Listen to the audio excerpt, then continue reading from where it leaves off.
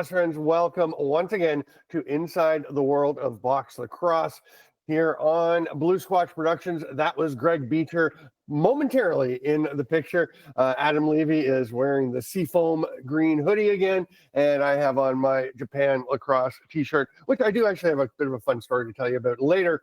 But we are going to start this week with our review of how last week went in the National Lacrosse League. That was week 15. And then we are going to get to the trades that went down at the trade deadline and just before. And of course, we'll make our predictions. Adam, quite a weekend in the NLL. And you got to watch this weekend because you weren't off anniversarying. Yeah. And I was actually in Philadelphia for the Albany game, which I know we're going to break down very soon. And it was very exciting to see the season high crowd there, over 8,000 fans. Yeah. It really did feel like I had tweeted out, I was like walking through the main concourse and I was like, man, this feels like a really good crowd for them this year. And it was. So it was an awesome environment. Too bad that the win didn't come through. But yeah, it was a great weekend of lacrosse. Fueled by the 74-75 Wings teams, yes. Which was they were in attendance, and I can't wait. I know you got to talk to a bunch of the guys, and I can't wait to see your story about that I know is coming soon. Yeah, it's going to be a great story, and would have been up sooner had we not had a unusually surprising trade deadline. Voluminous. Yeah. So we start out with, we're going to run quickly through. I think Toronto-Halifax was interesting. We both had Halifax. I thought, going into it, I was thinking, you got to take Halifax because Toronto's had that upheaval. How will Holochuk do? Corey Holochuk was pretty good, and the team played well. It reminded us all, I think, of how much talent Toronto still has on that roster. Right. But yeah, I mean, it is impressive, especially against a team that's been really humming like the Thunderbirds for without Desnu, without Corbeil, and then with Holochuk in there, who hasn't had a lot of playing time really recently, for him to play as well as he did. Really impressive, gutsy win. And this is one of the wins, just as some of the others this weekend, where, had things gone differently for Toronto, maybe the trade deadline would have been a little different. Yeah, you never know. Rochester, a solid win over Las Vegas. San Diego over Vancouver in a game where Vancouver really tried to battle back and get me the win there. Just couldn't quite pull it off. So that I believe we've made an agreement not to look at the season results in our picks, right? Yeah, that's fine. That's fine. I feel like Greg and Charity are not on board with that. I feel like they've already put them up on the predictions board, but I don't know. So anyway, there's the other three games. Oh, really? Now? that is shots fired. There you go. Oh my goodness. I am going to take my headset off and protest now.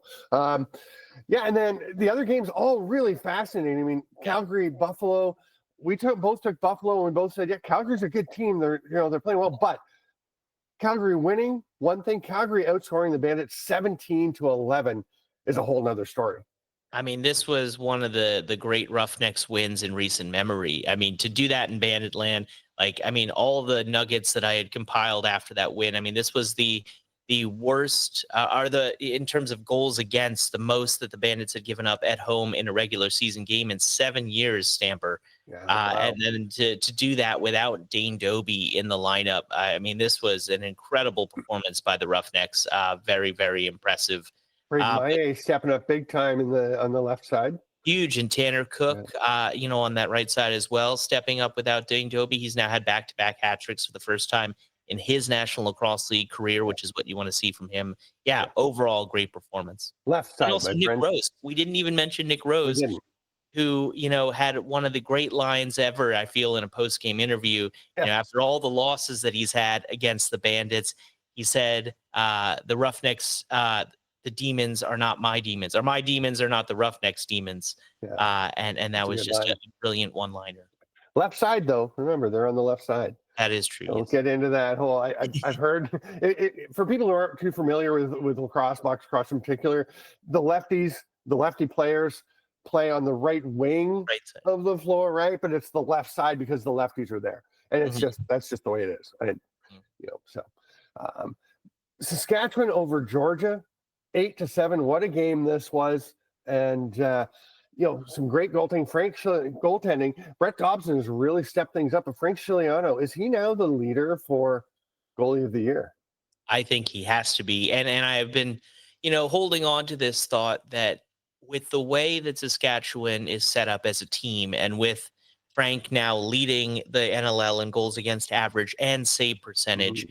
if you voted for Nick Rose last year for goaltender of the year, I feel like you have to vote Frank this year. And you can't say, oh, well, it's because he's got a great defense in front of him. Oh, because this, Yeah. because that was Nick Rose.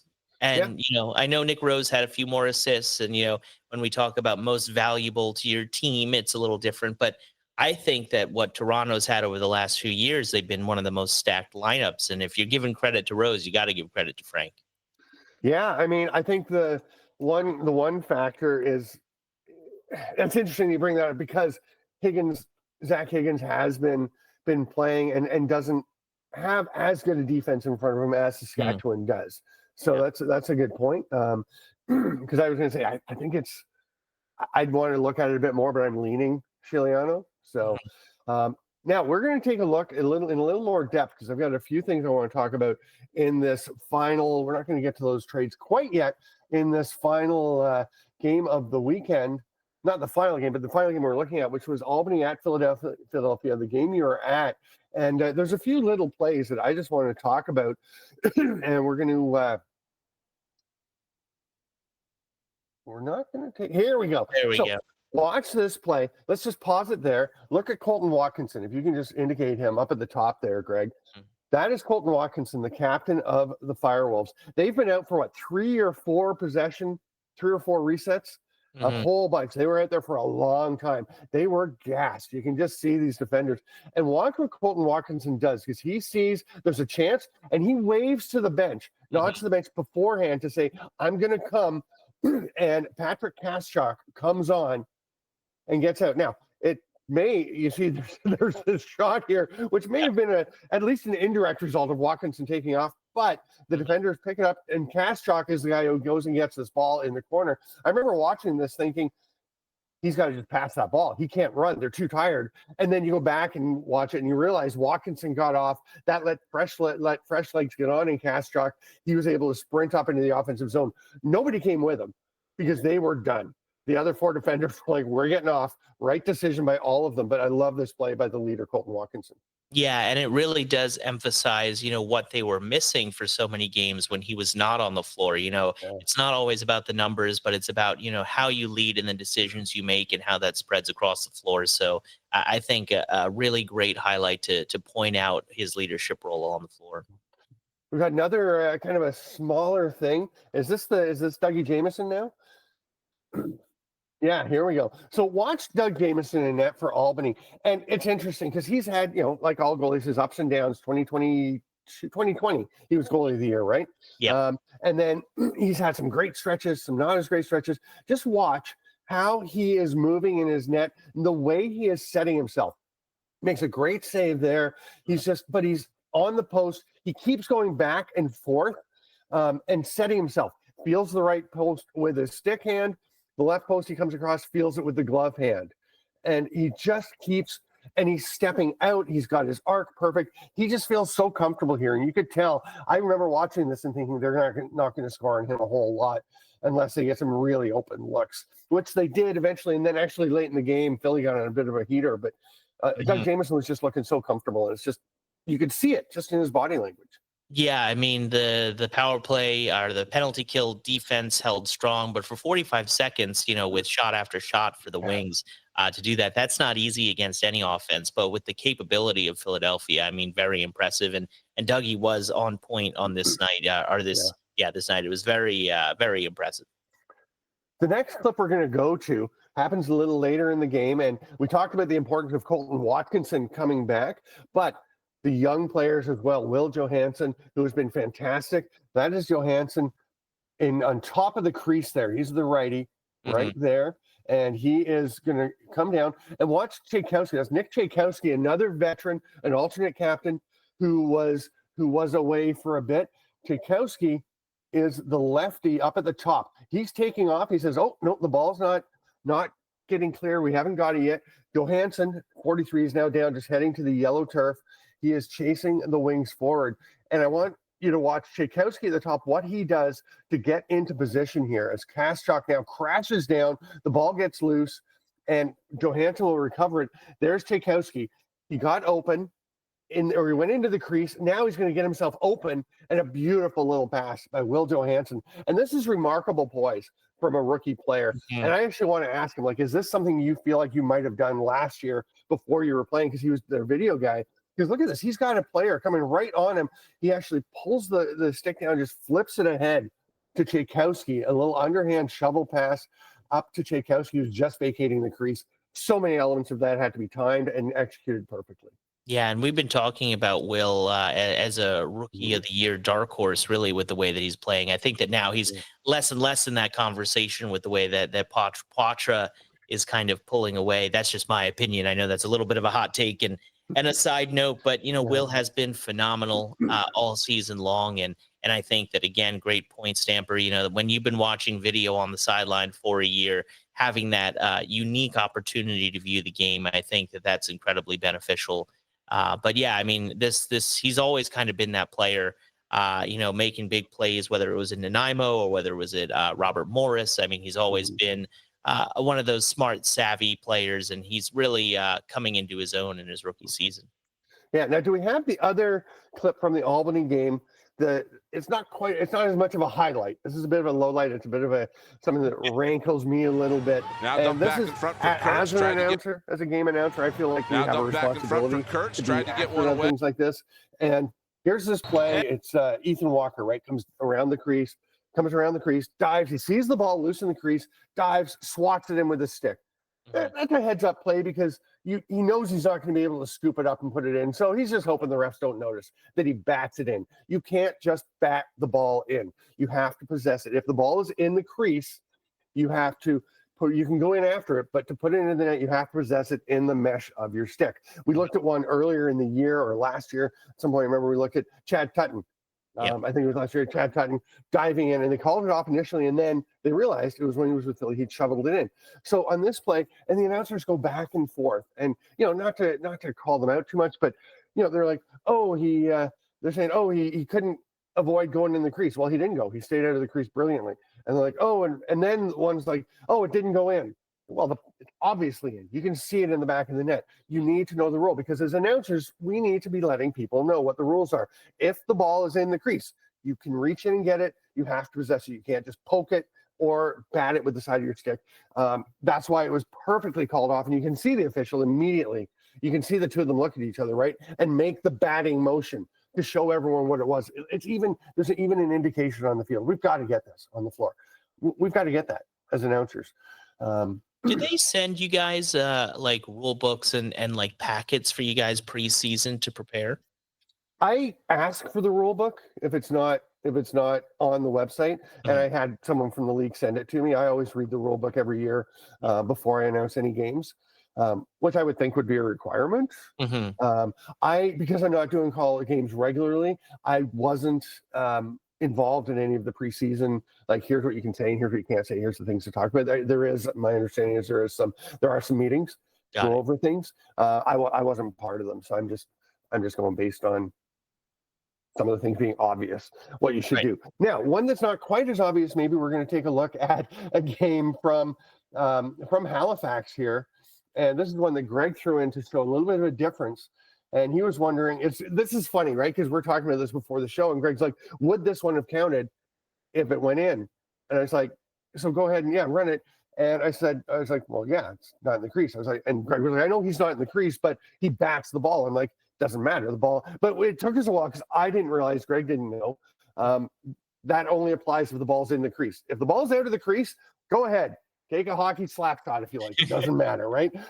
If the ball is in the crease, you have to possess it. So this one for sure would have been a goal if it had gone in because you can see it's just outside the crease. So he swats it. And that's a heads up play by, who is that? Number 91. It's Hogarth. Okay. That's what I thought. So Hogarth, of course, around the crease, not a surprise that he's whacking that, knowing that it would have been okay. He's one of the best around the crease, if not the best right now in the game. Yeah, and he's actually been one of those really important supplemental pieces for that Halifax offense lately. It's been very impressive to see how he's stepped up. So yeah, it's been great. How good is your offense if Thomas Hogarth is a supplemental piece? Yeah. I mean, Randy Stotts is having a season that some years he might be Yep. in the MVP conversation. I mean, there are Yeah. guys running away. So, but he's been fantastic, and so much going on there. Yeah. Anything Speaking of else you want to talk Stotts, about? Yeah, yeah, do we know what's going on with that injury? He's missed the last 2 games. Is Randy coming back? Is there any insight on that? not that I have yet. Not that I have either. You guys are my go-to guys, so if you don't know, I I know. mean, come on. The rest of us are just hanging on pins and needles. So, I mean, I've been scouring Inside Lacrosse, trying to make sure every day we've got tons of trade coverage and all kinds of other stuff. But what I don't see is the insight on Randy Stotts. But I'm sure we'll get it soon. You may Yeah. have just answered your own question about why we weren't too focused on Randy's injury over the last few days. But that is a good question, and obviously I think that has that we'll be on it now. Yeah. Adam's my guy, honestly. I still talk to people, I still make my calls and stuff, but I just usually text Adam if I need to know something. I just follow him on Twitter. Too much time on the phone. Who was it? It was Tino Farah asking, how much screen time that guys like myself get, and quite frankly, I don't want to look. I don't think it would be healthy to look. Do you not get the little notification pop up on your phone or computer? I'm sure a while back I silenced it. Yeah, I think it's a good idea. Oh, I was like, do not show this to me. Mine was great. After I had my concussion when I was in the car accident, I would get like, at the end of the week, it would be like, your screen time is down 87%. Like, great, you're only on the phone on the screen for 11 minutes today. That'd be more than 87 because it was well up in the hours. But for me, I somehow shock myself always when it still says up 13% or up 7%. Right? I don't even know how that's possible. Right? Where is the 13% available? Yeah. Cool. I think that's it for last week. We're going to come back and talk about a whole bunch of trades that happened at the trade deadline or slightly before on Inside the World of Box Lacrosse, ITWOBL on Blue Squatch Productions.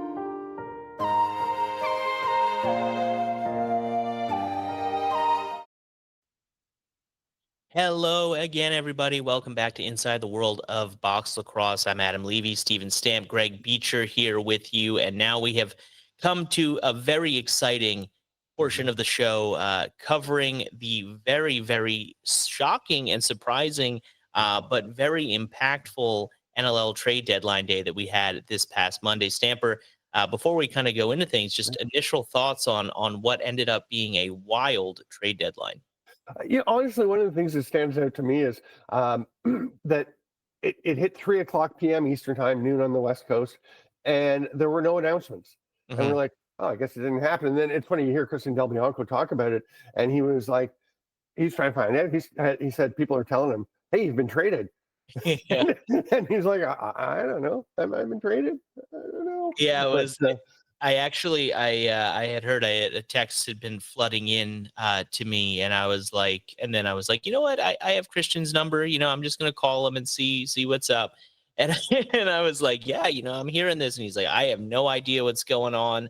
I don't know what's happening. Yeah.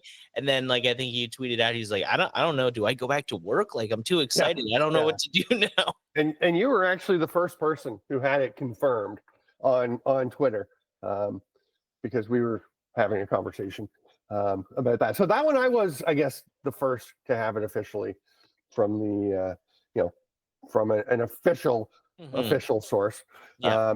But yeah, the trade itself is such a big shock because we've all been expecting this to happen at some point. It wasn't happening. We were talking about it earlier in the year. And I think an interesting thing is you look at what Calgary got. They got Braden Laity, a first round pick this year and a second this year, and then a first next year in the Hughes 2026 draft. And that is pretty close to what we were talking about as what it would take before the season, except we also had to talk later and said, I don't mean to be tooting our own horns here, but we talked later and said, hey, the way Aiden Walsh is playing, is Del Bianco as much of an upgrade for as long as it was looking like earlier? Maybe the Calgary doesn't get quite as much. Maybe they didn't. Like maybe instead of a first and a second this year, those picks could have been moved into 26 or 27 when they are stronger drafts. Although this year's draft is pretty good as well. So I think Calgary's done well. We both think though getting Christian Del Bianco is the way to go in this deal. Yeah, and it is interesting with the graphic that the NLL did put up because they actually also Calgary gets future considerations, which from my understanding, there is a good chance that will end up being Aiden Walsh in the future. And so I think that, that's something to consider. But then also, if you think about the full package, everything that Vancouver either took in or gave away, you look at the other trade, and when you add those picks that they got in this 4-team deal that was insane, they actually end up not losing that much at all on a day where they still end up with former MVP and goaltender of the year, Christian Del Bianco, one of the great goaltenders. And then really, if you balance out the picks, you're in great shape. Yeah, I mean, and it's interesting because we always, when we were talking about it, we were like, it has to include Aiden Walsh. He's got to go. But I guess Calgary's got Nick Rose, so they don't need him for the season. Maybe he does go later. That's not confirmed. Now, when you say they didn't give up that much, they gave up Jonathan Petchko and Braden Laity. They gave up a ton, right? But they got a bunch of the picks back, so it could have been worse in terms of what they had to give away. But certainly for Calgary, getting Braden Laity is huge. And again, Calgary's dealing from a position where Del Bianco had made it pretty clear he's not going back. So this is a lot to get for a guy who just wasn't gonna play for you. And I think, for Vancouver, they hate to give up Jonathan Petchko. They hate to give up Braden Laity, but they get the best goalie in the world. Yeah, I mean, Laity, a guy who has very close ties to coach and GM Malofsky there, and he said that was a very tough deal. And I'm finishing up tying up some loose ends on my very mega extensive recap where I spoke to every single GM that was involved in any trade this trade deadline, including also head coach John Tavares of the Buffalo Bandits, and then they obviously looking right there. Got some really, really important pieces in Kyle Matisse and Ron John. But yeah, it's going to be interesting. And I think that this is kind of the start, this Christian Del Bianco move and getting the picks and, getting other pieces out. It does, suck for some of the pieces there for Vancouver not having those anymore. But, this is the beginning of the future for Vancouver. They're excited for the offseason that's to come with the UFAs that are available. Now that you've got a fantastic all-world goaltender, you can entice local guys to say, hey, look, we can build from the back now and do something really impressive. And I think that they're very happy with how things have panned out. And the trade probably doesn't happen without Braden Laity. We'd said that from the start, right? Like as much as, I mean, Owen Grant wasn't going to be part of that, but Laity, it couldn't have been after the season he's having. Yeah. So, and I mean, the other thing to remember is how well Aiden Walsh has played, but he's cooled off a little bit, as tends to be what happens. You look at Chris Origlieri and all the young goaltenders who have played really well. They'll have, if they're fortunate, if they work hard and everything works out, they have a great stretch. Then the league kind of bounces back. The league adjusts to their adjustments. Then they have to adjust again. I think Walsh will have the same kind of thing because Origlieri went through a bit of a scuffle earlier this year, but kind of has come back to what he was doing. But we should get on to this 4-team trade, which in a way was a 4-team trade, in a way was a bunch of little trades. Yeah. Right. I mean, it's just kind of how it worked out. But I know like Albany was definitely interested in Petchko, but couldn't work anything out with Vancouver directly. So it wound up going through Ottawa because Petchko went to Ottawa and Kyle Matisse actually went to Vancouver for a bit. before he wound up in Buffalo. Like people were bouncing around, but I mean, I don't know. You look at it for everybody. First of all, for Buffalo, we were saying, do they add some defenders, some depth, like they added Paul Dawson last year, play such a role for them? Well, Kyle Matisse and Ron John. Matisse later in his career, so a shorter term, but Ron John is a great addition for the long term. A local guy who is going to love being in Banditland. Yeah, he's definitely got that Buffalo Bandits gritty style. Also some flashiness too. Really, he's made some very exciting plays as well. But I know talking to Steve Dietrich, the GM of the Buffalo Bandits, that the fact that Kyle Matisse has had such, not only that he's a veteran, but that he's been a leader and a captain on previous teams. That's something that they've really prided themselves on, and it's going to be very exciting. And I think as soon as I saw this trade, especially with the way that Buffalo has looked of late, not, they haven't been as elite as they were at the very beginning of the season, but, this does feel like a Paul Dawson type deal where it's like, okay, now the Bandits are going to be back, especially in the postseason, also adding Ron John, where you're like, okay, they are the front runners again. Yeah. And Kyle Matisse, have you ever seen a player who covers more ground and gets to exactly where he needs to be while not looking like he's going fast? As Kyle Matisse, he never looks like he's going really fast, right? But that is true. But if you see him running, and you're like, he doesn't look like he's going super fast, partly because he's just a big guy, big strides. But he doesn't. It's not like guys catch up to him and take him out of what he should be doing. It's fascinating. I think. But that's also, you bring up, covering the floor. I mean, that's another valuable piece for Kyle Matisse. I didn't mean to rhyme there. That just kind of happened. Like the fact that he has played, up front, he's played in the back, he's played in, like he is, you could fit him in anywhere on the floor, and he can be, useful to you. And I think that adding that versatility and that kind of functionality is huge. Which team do you want to talk about next? We've talked about Vancouver, what they got, getting all those picks back. So we've got Ottawa and Albany. Let's do Albany. Let's do Albany. Yeah, I mean, Jonathan, overall pick. Yep. Yeah, and he a smart kid, Hopkins guy. But he adds on to that right side. It was interesting because it's a young piece, and they don't want to keep getting younger and younger. The Albany Firewolves, which obviously this is doing that a little bit, but they think that he's going to fit in really well there.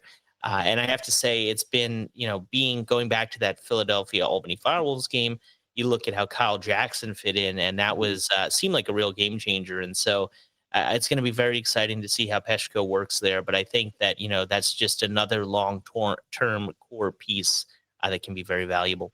And they're looking at Peshko as a bigger body, a bigger kid too, right? I mean, they had a lot of guys kind of similar, the same size, and they brought in Eric Fennell, hoping that would help out over on the left side, and it just didn't really work out for them the way they were hoping. So they moved him to Ottawa, got another piece, but they love bringing Peshko in. I know that, and he is young, but I think the Kyle Jackson trade is another factor in that he's the third oldest guy in the team. Which is kind of wild. He's a few months older than, or a few months younger than Colton Watkins and Joe Nardella. But other than that, is it size? You think, was that really it? Is it the youth? Because I mean, Fennell was definitely not that slow, size was a huge factor. I don't want to get huge. Is just getting rid of Longboat though. I mean, it's been interesting the way the pieces are moving. I mean, is it more to break things up? One less guy commanding the ball, one more grinder. I mean, I don't know. I'm not super impressed with what we gave up for it. I'll say that, and I know I don't know much, but I will say I really loved watching Travis Longboat play. So I really like Travis Longboat too. I'm not sure I'd call Jonathan Peshko a grinder. He was taken in the same spot in the draft as Alex Simmons. Simmons was actually probably underdrafted at 4, which is pretty remarkable in a good draft. But no, I mean, Peshko was very talented as well. I think he is an upgrade from Travis Longboat. I really like Travis Longboat. I think he's a very good player. He's a great kid. Stop calling them kids, but he seems very young. But I just think if you can get Peshko, you do it. Now there was they did give up their first next year, right? But they have another one. They had a bunch of picks. So they have next year. They have Las Vegas's pick.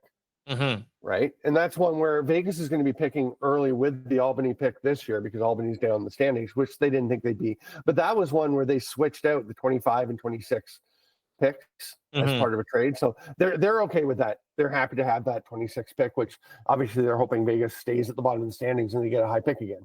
Right. It is kind of a lot, I guess, to give up when you give up the pick and you give up Longboat, but I don't mind it for Albany. Like they were aware it could look on the surface like you're giving up maybe too much, but I just think the other thing is how many high like first round picks do you need over the next couple of years? You want to add some, you want to keep adding pieces, but again, they've only got 3 guys over 30 on the whole team. Right. Yeah, You know, and they are thinner thinner in the 26 draft, but they do have some picks in the 27 draft. And, that does give them some time to mesh things. But Greg, to answer your question, talking to GM and head coach Glenn Clark, size was the real factor here. They realized that they needed a bigger body and they wanted to see how that was going to work. And so, that I think did push things. But, like we were talking about with Travis Longboat, flipping over to, the pieces that Ottawa gets. I know that GM Rich Lisk is very happy to bring Travis in, and also that you have that connection now with Larson Sundown. Both of those guys play for the Six Nation Chiefs in the summer, which is they've done very well. I know a lot of people, as we've already kind of alluded to, are very high on Travis's capabilities and what he can do, and when he's healthy, he is very dangerous on the floor. So I think that'll be a really good piece for them, and a lot of people are really excited about the young Sam LaRue coming in and seeing what he can do there too. He's going to be a transition player, I think. I feel like he's probably going to go at the back door. I mean, he was thought of, I think, as more of a forward, but it sounds like he'll be a backdoor guy. That's Buffalo's kind of working him in that way as well, right? I mean, Buffalo's just so many righties. Like, they had no room for righty forwards to come in, which is why Kyle Matisse, we're pretty sure, and they listed him as transition. So, yeah, but no, I think Ottawa. I mean, the picks to me are pretty important as well. Yeah. So, yeah, I think it's an interesting trade. Everyone right now, everyone looks like a winner. Yeah. Right. Yeah. So how about this one? Let's take a look. While we were on Buffalo a little bit, so let's look at this Marquez White to San Diego trade, where Buffalo drafted him. Right, Marquez White, a San Diego guy. He's a nice young player. I don't know if he's an NLL player or not. I find it pretty amazing that Buffalo got 2 second-round draft picks. One of them conditional, so we don't know what the condition is on 28, but they got a second-round pick in next year's draft, which is going to be one of the best in a long time. Yeah, that's a good return for like a 3rd or 4th round pick. Yeah, and I would say, looking at it, I guess as I don't know if holistically is a good word, but looking at it from a broader perspective, seeing a guy like Marquez White be there, an NCBS guy who's performed well in the tournament, who's just, another one of those great players that are coming up from that league. You're really seeing how the NCBS has grown talent and has given opportunities to guys. So I know that, people are wondering, well, how much time is he actually going to get in San Diego? Probably not that much, but we'll see what happens. But it's great for the NCBS and the future of American box lacrosse that these guys are now getting opportunities, which, we've seen that, I think, in Rochester and in Philadelphia, guys have been signed to practice roster spots and other spots been brought into training camp. So they are starting to move the needle. Yeah, Jake Pacino playing a bit now in Rochester. Moose Winery was in San Diego as well. I'm not sure if he's still with them. The goalie from Colorado, I believe. And Peyton Rozenka, another San Diego NCBS guy who's played some with the Seals. Marquez White, he would fit into that mold. I just still think it's, he was 35th pick overall in last year's draft, 3rd round. For Buffalo to get a 2nd rounder, I think it shows that the Seals really wanted to have that the San Diego guy there, and Buffalo did a good job getting it. Yeah, the and other side, no, go ahead. I was going to move on to the next trade. So let's do it. Yeah, I mean the other trade there. I mean, it's a great pickup for San Diego, getting James Barclay, a loose ball hound, solid defender. Can really step up and transition. Just multi-versatile. Can bring that grit. Very interested, but I know that talking to GM and head coach Sean Williams, that there's some history with Justin Sykes and what they think he can bring to the floor for them. So it's a deal that I think, especially in the now, and James Barclay, he's in his late 20s, right? So he's got some miles left on him, and I think that with the injuries that San Diego has had, I think that it's important to add another piece there that's important. He's 29. He'll be 30 this summer. It feels like it feels like I was just covering him coming into the draft. We're pumping his tires pretty hard. I thought he was going to be really good, and he has been. Wow, yeah. We have, I like this pick. I like this trade for San Diego for sure, getting Barclay. Now, I don't know if he's going to be back there, if he's just a rental, who knows? But, Sykes and a second rounder next year for Vegas is a good return. Do we have more trades? I know you wanted to talk about TJ Comizio.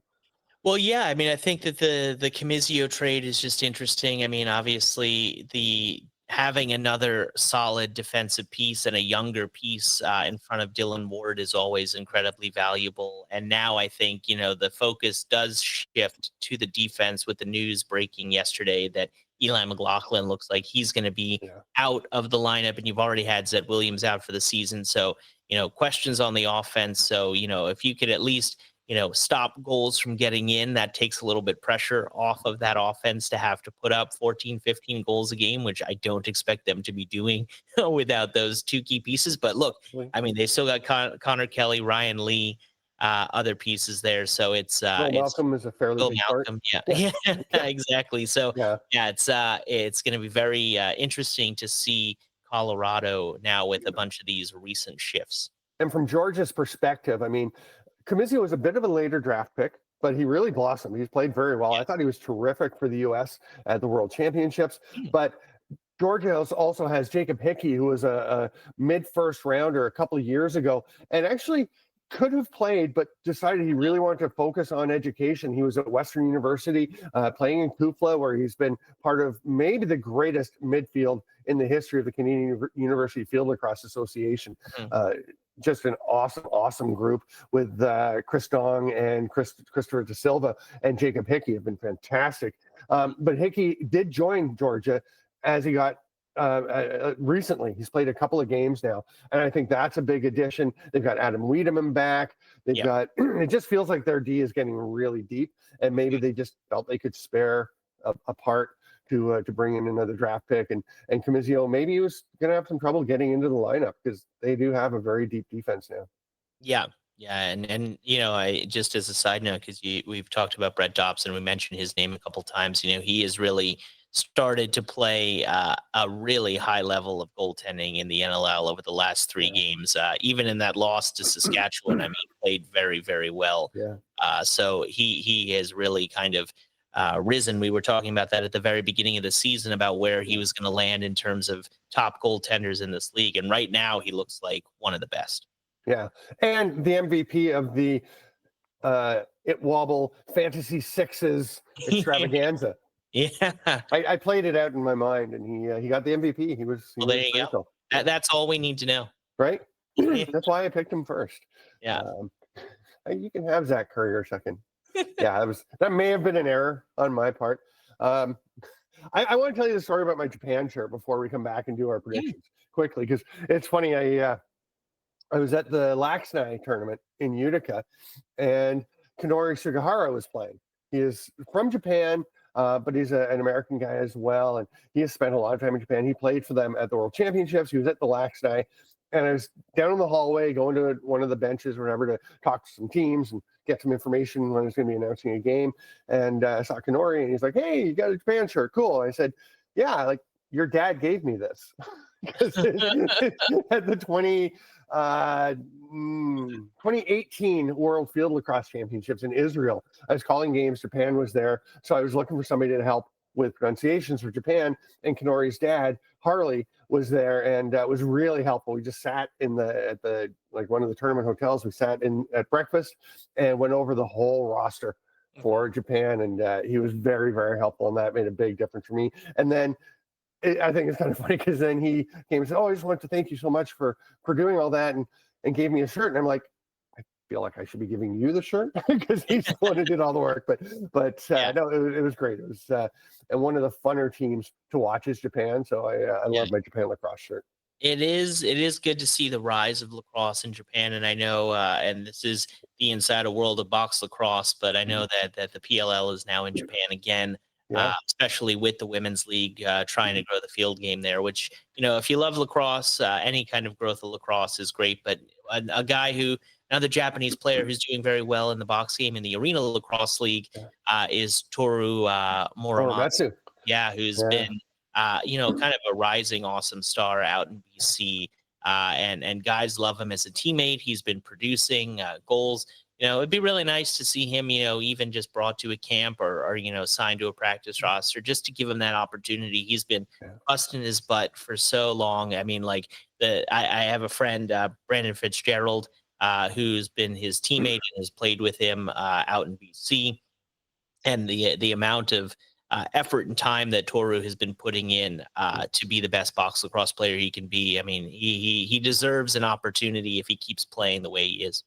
And there were 4 or 5. He was the 4th or 5th leading scorer on that Japanese team at the Worlds last year in Utica. There are some great players playing for them. Their top goal scorer was Russell Bollinger, who's a Calgary kid, but he is Japanese and took very seriously being part of that team. But the other guys were all very Japanese based, so really cool to see. And you said, bringing it back to box lacrosse, Japan will have men's and women's teams at the E-Box She-Box gathering of teams to play in Radotin and Malachitse in Prague, Czech Republic in about a month and a half.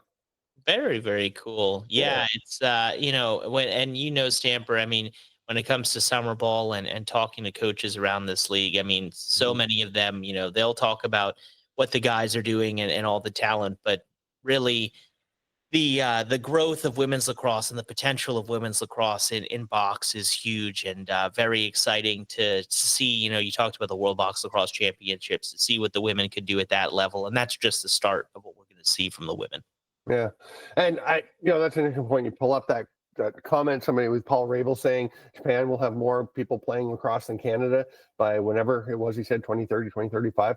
It's possible. Lacrosse participation has been declining in Canada. Marty O'Neill, former general manager of the year in the NLL, he bemoans it all the time that our registration is dropping. We're not really providing what kids need to keep people in the sport.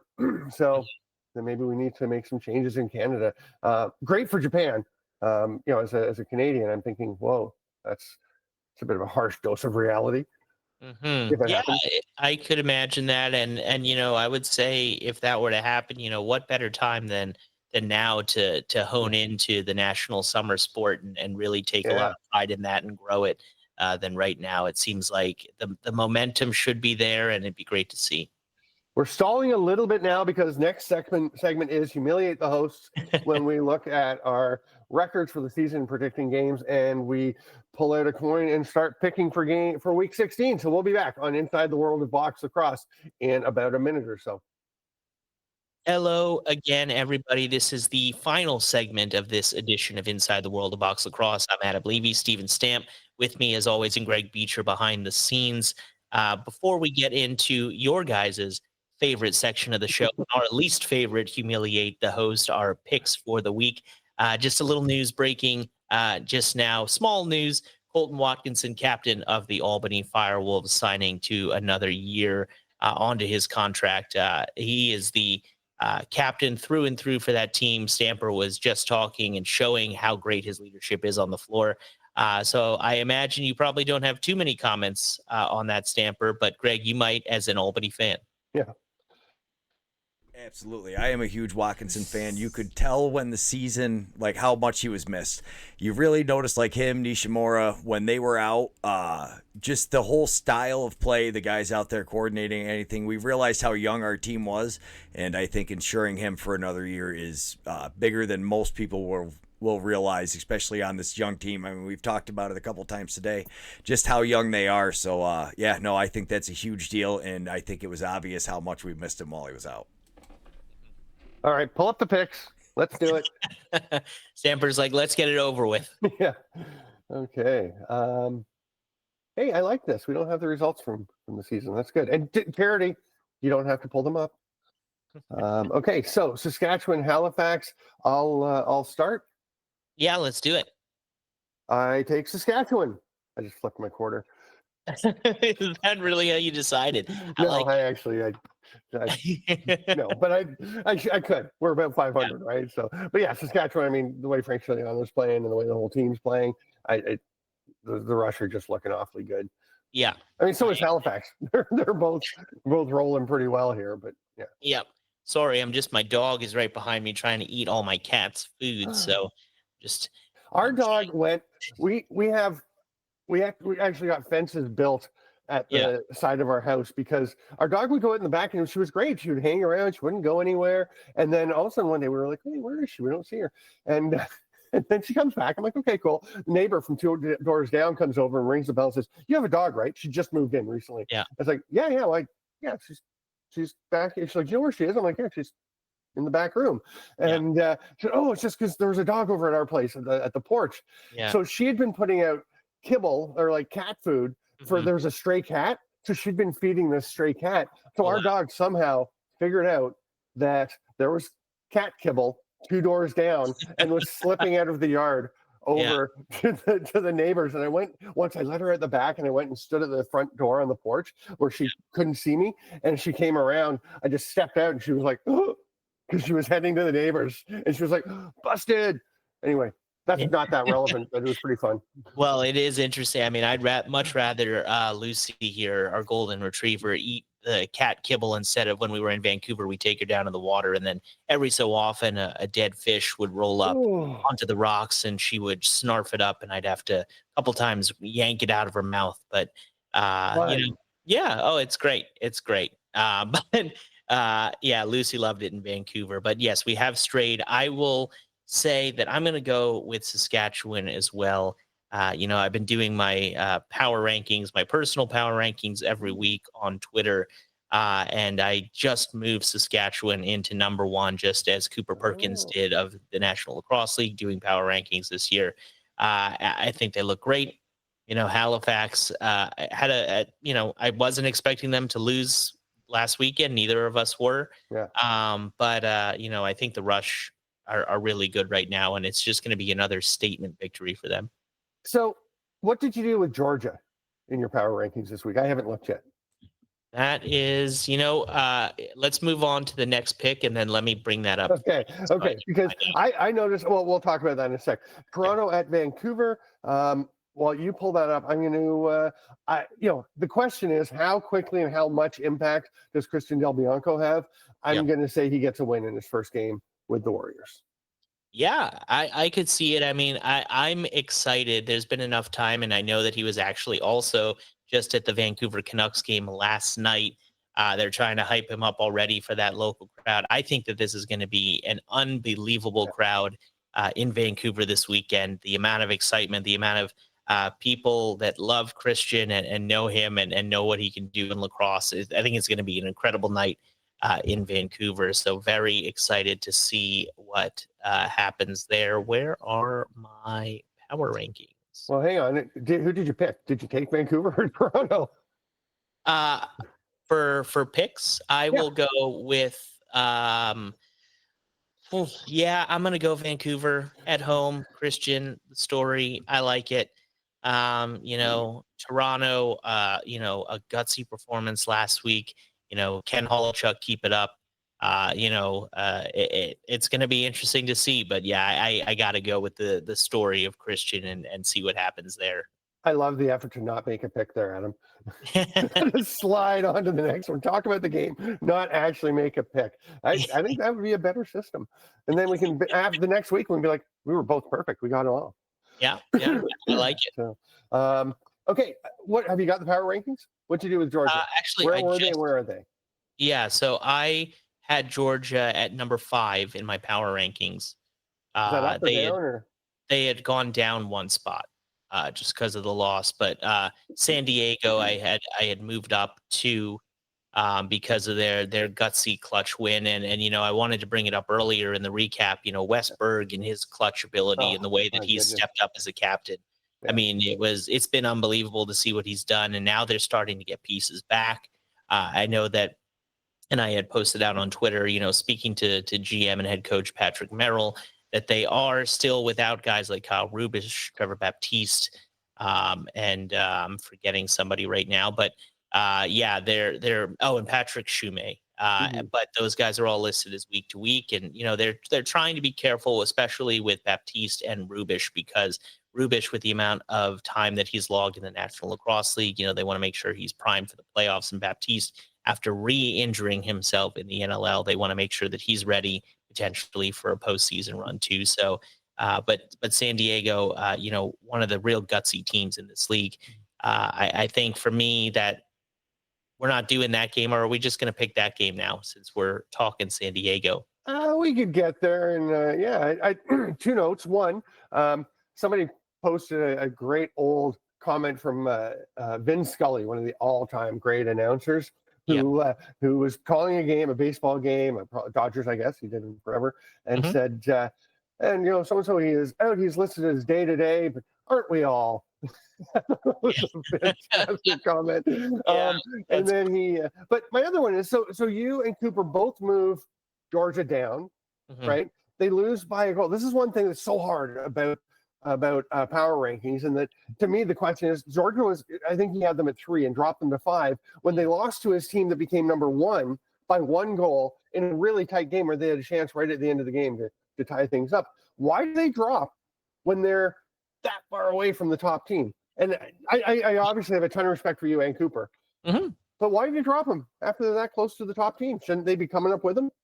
Yeah, well, I think that is a fair point, and I think that's why they don't drop necessarily more than others. I think that one of the biggest factors, obviously, is win versus loss, and so when trying to figure out, so like for example, Halifax. I've lost my power rankings now, but when you look at basically the way I look at it is factor in the opponent, factor in the amount of the loss, factor in all those things. And sometimes when teams are just, I think I had other teams ahead of them that either performed equally or did just as well. So I couldn't move them behind. I tend not to do that if there's same circumstances, like both of those teams gets a win or both of those teams gets a loss. I tend not to flip one over the other unless the loss is really egregious. Fine. Yeah. So, hey, here they are. There's your power rankings for a second. There they are. So you've got, Georgia at 5. Halifax, Halifax lost. Oh, they did drop. But Halifax lost. What was their score? To Toronto, who's way down at the bottom of the rankings. Yeah. So that's why Georgia's down, because San Diego moves up, and then moving Saskatchewan up. So it was just a natural progression of where they were. But Georgia lost to your now number 1 team by 1 goal in a really tight game. Halifax lost to one of your bottom teams. I'm just saying. I'm just saying. I would, at that point, I probably would have flipped those. It's better logic than some of the things that I hear on Twitter sometimes, and it's and actually right there, and I have to say I've loved Mike Klein Jr.'s responses to my power rankings and others, a Buffalo fan, but sometimes when people say, oh well, this team beat this team at some point during the year, so they should be ahead, like that to me is a non-starter of an argument in these kinds of power rankings, especially when you look at a big picture kind of thing. Yeah, and that is a tricky one because Buffalo did beat Saskatchewan recently, but then they also lost 17-11, and they're internal. Anyway, we got more picks to do, and we're getting towards the witching hour of the show being just about done. So San Diego and Las Vegas, I'm picking San Diego. To me, that's a fairly easy pick with the way the teams are going.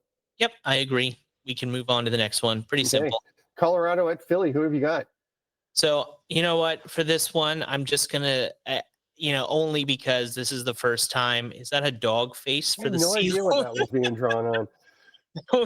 That was my attempt at drawing a heart, but then Charity asked me which team, so my pen just went sideways and I got screwed up. Wow. Wow, the list it of was things Greg is not great at just continues to grow. Yeah, but it did look like a nice cartoon dog, so I'm gonna He stick is great at a lot of things too, but anyway. So for this one, just because of the fact that I will be at this game not only with Preston and with Nikki, but this Stamper will be my dad's first ever National Lacrosse League game that he's Yeah, attending. that's so cool. For all of those reasons, I'm picking Philadelphia. And nothing that has to do with lacrosse, nothing that has to do with any kind of stats or data. Just it's a special moment for the Levy family, and it's in Philadelphia, so I feel like Philly has to be my pick. So Zed Williams and Eli McLaughlin both out.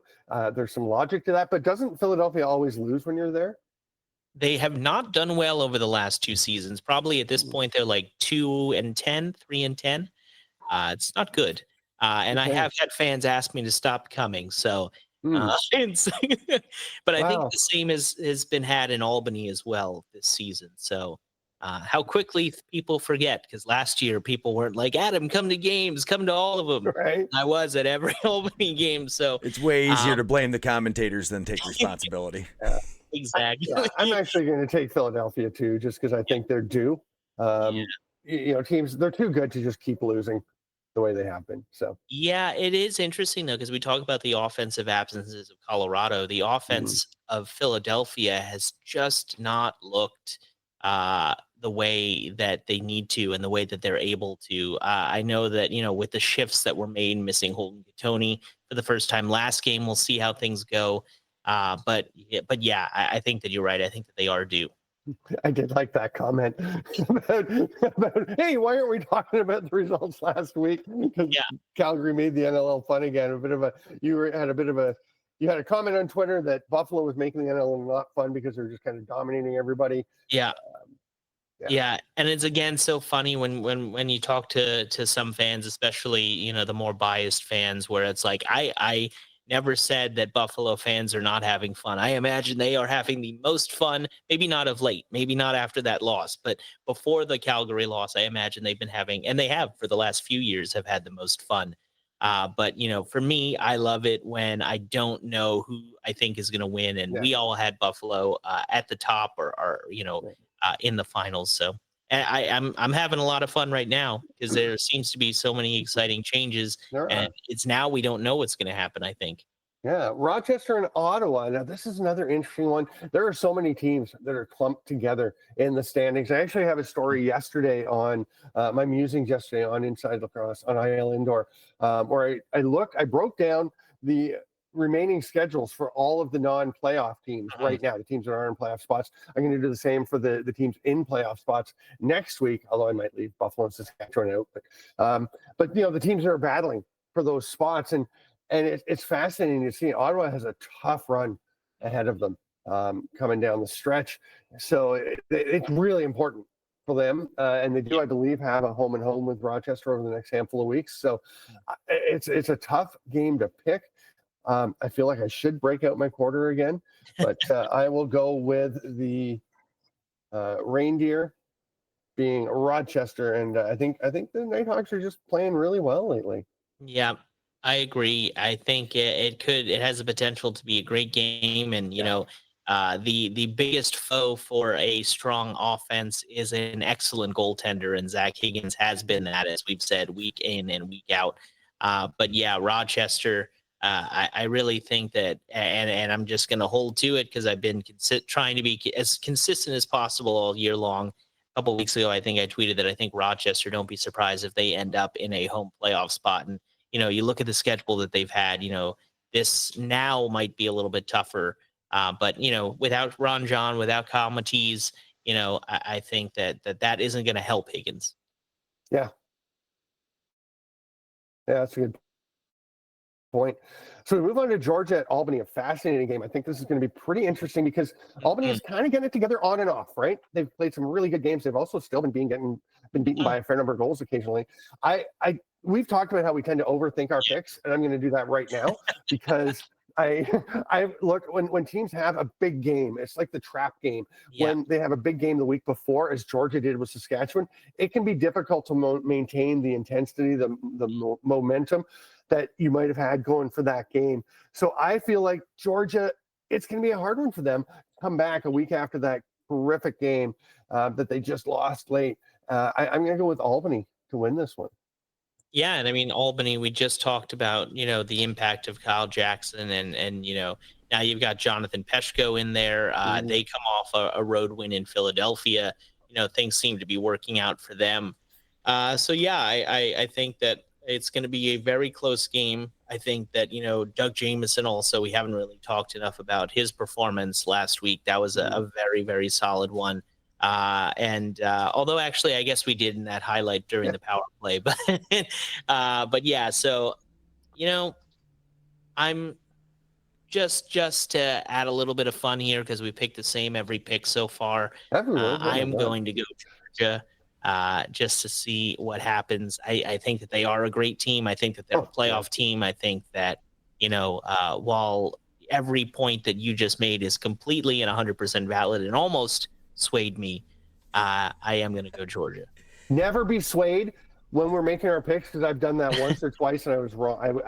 I still go back to the one game that you were like, why would anybody pick Rochester? And I picked Rochester. I'm like, yeah, you convinced me. And then Rochester wins by like 1 million goals. And so never change, never be swayed. Is this I am. Whoa, everyone's talking. Sorry. Is this a must-win for Albany? Oh yeah. If they make the playoffs, they have to win this game. Oh yeah. And essentially, if they lose this, their playoff hopes are done. Would you say? Mostly, they're I think almost mathematic. Almost. Well, not. I mean, almost. So that's why things. I said almost. Yeah. There is. Point. I had talked to Dan Perro about this. There are scenarios in which even at 8 and 10, both Albany can get in, but this is a game you really want to win out and at worst lose one. Yeah, I mean Rochester made it at 8 and 10 last year, right? But they were part of that 4 or 5 team tie for that 8th spot. So Albany would have to be looking at that. If they lose a game, they're looking at hoping an 8 and 10 team makes it and hoping they have tiebreakers. And the thing is, you've already lost 9 games. You've lost a bunch of tiebreakers. Obviously, they'd be getting some down the stretch, but I think, I don't think they can afford to lose this if they're going to be in the playoffs. And then whatever, Buffalo, Calgary, no biggie. Only the huge class from last week, and now they go back, and there's going to be some ill feelings, ill will. There always is in a back-to-back, especially a Buffalo team, a very proud team, gets beaten at home. Now they go over to Calgary. I think it's your turn to pick first, which I'm pretty relieved about because I want to hear why you think. Yeah, I mean, I couldn't. It's just hard to wrap your head around the fact that Calgary could beat Buffalo in back-to-back weeks. However, nobody expected last weekend to happen. So, man, you know what? I've had a really busy week, Stamper, and I just my God, the excuses coming out before you even make your pick. I just don't have the energy and mental capacity to deal with Buffalo's fans coming at me saying that Calgary is going to win. So I am going to pick Buffalo just for mental health. Okay, well, I think because Calgary made the NLL fun again, that it'd be really fun if they were to go and winning. I don't know. It is hard to picture Buffalo losing back. What's that one? What was that? Cheers. Cheers. Okay. Oh man, it is hard to imagine back to back, but Calgary coming home and do they have? You know what? I'm going to look at the home and away records. Let's see. Buffalo is 5-0 on the road. Calgary is 2-4 at home. I'm going to take Buffalo. So here I will say that this was something that Del Bianco actually pointed out, and I believe Pace as well. So this is St. Patrick's Day weekend in Calgary, which is one of the most excited and intended matchups for Calgary during the year. So that crowd is going to be packed, maybe the best attendance of the season. That's obviously going to help them a lot. And Calgary's on a roll. So yeah, I mean, as much as it's hard to fathom, Calgary winning twice, it also wouldn't be surprising. I'm going to say I wouldn't be surprised if Calgary wins. I'd be surprised if they won 17-11. I just don't see that happening again. Matt Vince doesn't have to Matt Vince back to back. Right. So. I mean, literally, I could look it up after the show, and I'm curious now what the most back-to-back goals Matt Vince has allowed in his NLL career. I doubt that he's allowed 15 plus in back-to-back games. Yeah, I don't think so. I've actually looked it up before, and I mean, you go back to like the New York Titans and things, and maybe back he did then, have some rough early years. That's true. Yeah, but well, I mean, yeah, short stretch, but yeah, if you look at, I'd say the last 10 or 15 years, yeah, maybe not very often he's given up a ton of goals back to back. He is amazing at bouncing back. That is very, very true. And maybe the fittest man in the league. Even in his 40s, right? So it's unbelievable. Yeah, unbelievable. So it's not going to be a fatigue factor. That's for sure. Okay, well, we'll see how we do. We only have one game difference, so there won't be a big swing between us. Yeah. Am I ahead of you, or are you ahead of me now in the overall? We didn't want to look at that, but I think we tied this past week, right, Greg? Yes, we're both 500. Then you're ahead, I think, by a game or two. Okay, so we could be either going to be up by 2, or we're going to be even. Yeah. So there we go. Interesting. So Stamper, actually, just you were right, and it's interesting if you look at some of the very first games that Matt Vince ever played for the Titans back in 2007. 3 games in a row, he allowed 15 or more at Rochester, at Arizona, and versus Minnesota. So it has happened. I haven't looked through the rest of the numbers, but it has happened in the past, albeit that was 18 years ago. Yeah. So what was that, 2008? 2007. Yeah. 2007? Yeah. So, yeah. My math skills obviously declining as we reach the end of the show, but I guess my recall skills of Matt Vince's career were hanging on okay. What a great show. Thanks once again to Adam Levy for being with us.